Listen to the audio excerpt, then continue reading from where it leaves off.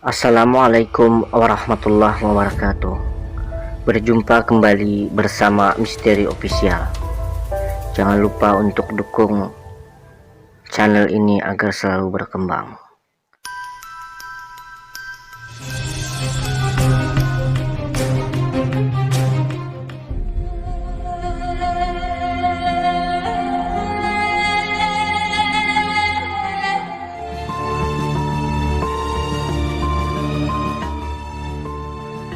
Sebelum kita simak pembahasannya lebih lanjut, jika kalian suka dengan video-video kami, silahkan klik tombol subscribe dan juga loncengnya. Supaya kalian selalu mendapatkan notifikasi untuk video menarik berikutnya. Budayakan untuk menyimak sampai selesai, karena kali ini kami akan membahas kisah yang sangat menarik, yaitu kebenaran di balik kisah Ken Dedes dan Ken Arok. Simak baik-baik untuk pembahasan ini. Apakah kisah Ken Dedes dan Ken Arok hanya cerita mitos? Apa memang benar pernah ada di zaman dulu? Menurut mitos, ia memiliki kisah hidup yang penuh drama seperti yang telah kita dengar selama ini di kalangan masyarakat Indonesia. Untuk cerita selengkapnya, kami akan membahasnya lebih jauh mengenai karakter wanita paling fenomenal di zamannya ini. Tidak banyak literatur yang membuat rincian secara detail mengenai masa kecil Ken Dedes. Namun terdapat dua versi, yakni tutur dan kitab yang terkesan saling berhubungan mengenai kisah hidupnya. Dongeng menyebutkan bahwa Ken Dedes adalah sosok yang sama dengan Putri Dedes, sosok wanita yang berhubungan erat dengan asal-usul Sumur Windu di Kelurahan Poloijen, Belimbing, Malang. Konon Putri Dedes adalah sosok wanita cantik yang banyak membuat pria tergila-gila. Banyak pria yang datang untuk melamarnya, namun tidak satupun dari lamaran mereka diindahkannya. Pada suatu hari, ada seorang pemuda bernama Joko Lulo yang berasal desa Dinoyo, datang untuk melamarnya. Tentunya dengan halus, Putri Dedes menolaknya. Setelah beberapa kali dibujuk, Putri Dedes akhirnya memberi syarat yang dianggapnya tidak mungkin akan berhasil diselesaikan oleh Joko Lulo, yakni membuat sumur dalam waktu 1 windu perjalanan. Ternyata Joko Lulo bisa menyelesaikan pengerjaan sumur tersebut dalam waktu singkat. Hal ini yang kemudian membuat Putri Dedes mau tak mau harus menerima pinangan Joko Lulo. Adapun mitos menyebutkan bahwa perangai Joko Lulo sebenarnya sangat buruk, sehingga keluarga memberikan syarat agar pertemuan pengantin dilaksanakan pada tengah malam. Sayangnya sebelum dipertemukan, suara tempat nasi dari bambu sudah dibunyikan oleh para gadis Poloijen. Ayam mulai berkokok dan semua orang mengetahui bahwa Joko Lulo bukanlah pria yang baik. Tidak mampu menahan kenyataan pahit tersebut, Putri Dedes akhirnya menceburkan diri ke Sumur Windu. Joko Lulo pun menyumpahi warga dan menceburkan diri ke sumur menyusul Putri Dedes. Cerita sejarah Ken Dedes kemudian beralih ke kehidupannya setelah bertemu Ken Arok. Ahli sejarah meyakini bahwa sosok Putri Dedes dan Ken Dedes adalah wanita yang sama, yang pernah tinggal di desa Panawijen, atau sekarang bernama Poloijen, Malang. Dalam kitab Pararaton, tidak ada nama Joko Lulo, namun ahli sejarah percaya bahwa Joko Lulo adalah nama lain dari Ken Arok. Menurut kisah mitos, tempat asal Joko Lulo adalah Dinoyo. Sementara di sekitar desa Dinoyo ini terdapat Dukuh Karuman. Disinilah Ken Arok mengaku sebagai anak Bango Samparan, dan kemudian dia lebih dikenal sebagai pemuda dari Karuman dibandingkan tempat ia lahir. Dalam kitab Pararaton, Ken Dedes adalah putri dari Empu Purwa, seorang pendeta Buddha. Ciri-ciri yang dideskripsikan sangat mirip dengan Putri Dedes. Suatu hari, Tunggul Ametung penguasa Tumapel datang untuk melamar Ken Dedes. Seperti biasa, ia tetap menolak. Tetapi Tunggul Ametung tetap bersikeras ingin memperistrikannya. Hingga ketika ayahnya tidak ada di rumah, Tunggul Ametung akhirnya menculik wanita tersebut. Empu Purwa marah karena kelakuan Tunggul Ametung, kemudian akhirnya melontarkan kutukan, bahwa Tunggul Ametung akan mati hanya dari sebuah keris.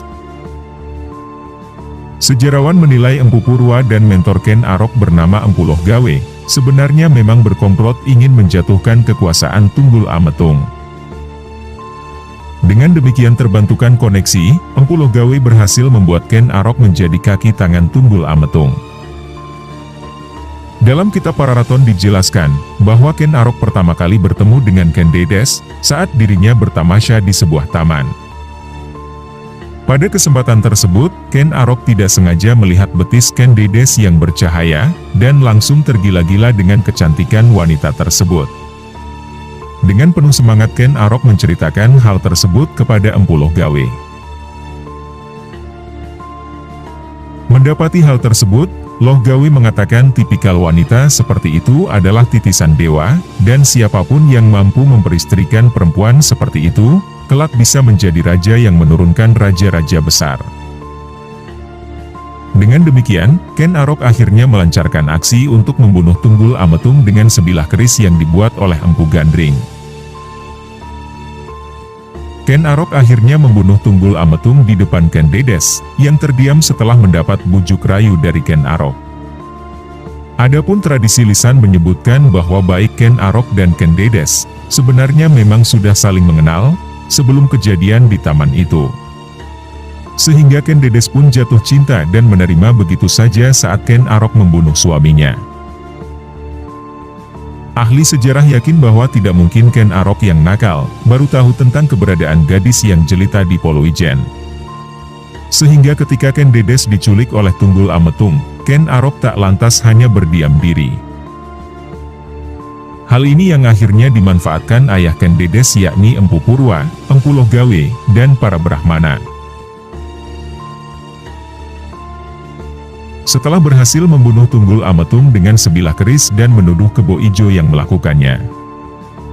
Kemudian Ken Arok lantas memperistrikan Ken Dedes yang pada saat itu sedang mengandung anak hasil perkawinannya dengan Tunggul Ametung yang diberi nama Anusapati. Ken Dedes sendiri dikaruniai 4 orang anak, hasil pernikahannya dengan Ken Arok. Sementara Ken Arok juga memiliki selir bernama Ken Umang, dan mendapatkan 4 orang anak dari pernikahan tersebut. Masa kejayaan Ken Arok dimulai saat ia berhasil melepaskan bayang-bayang Tumapel, dari kerajaan Kediri cikal bakal kerajaan Singasari. Namun masa pemerintahan Ken Arok tidak berlangsung lama karena diceritakan bahwa Ken Arok dibunuh oleh Anusapati. Dalam kitab Pararaton, Ken Dedes disebut sebagai perempuan Ardhanareswari. Ini artinya ia memiliki pertanda sebagai perempuan utama. Namun ia juga ceritakan seperti perempuan yang terombang-ambing oleh keambisiusan laki-laki. Misalnya seperti saat Tunggul Ametung dibunuh, ia terkesan tidak banyak berperan. Setelah itu Ken Dedes pun malah menjalin cinta dengan Ken Arok. Karena ini tradisi lisan menilai bahwa diamnya Ken Dedes adalah wujud kekecewaannya. Ia kecewa diperistrikan pertama kali oleh Tunggul Ametung. Sementara itu, Ken Arok juga masih sempat bermain hati dengan wanita lain, saat ia sedang mengandung anak dari musuh utamanya. Selain kisah hidupnya yang penuh drama, Ken Dedes adalah sosok yang paling berjasa melahirkan keturunan raja-raja besar di Pulau Jawa. Yang pada akhirnya terkenal bisa memimpin salah satu kerajaan terbesar di Nusantara yakni Kerajaan Singasari dan Kerajaan Majapahit. Baik keturunan dari Anusapati dan Tohjaya, anak dari hasil pernikahannya dengan Ken Arok, sama-sama berhasil menjadi raja. Disebutkan bahwa setelah membunuh ayah tirinya, Anusapati mengambil alih kekuasaan Ken Arok. Tidak bertahan lama, Anusapati pun dibunuh oleh Tohjaya. Tohjaya memang tidak mati karena dibunuh, tetapi terluka parah, karena berusaha mengadu domba keponakannya, yang berasal dari keturunan Tunggul Ametung dan Ken Arok. Kematian Tohjaya membuat cucu Tunggul Ametung yakni Wisnuwardana, dan cucu dari Ken Arok Narasinghamurti, naik tahta secara berdampingan dan hidup rukun. Bahkan putra Wisnuwardana yaitu Kertanegara, berhasil mencatatkan sejarah sebagai raja yang paling bersinar semasa memimpin kerajaan Singasari.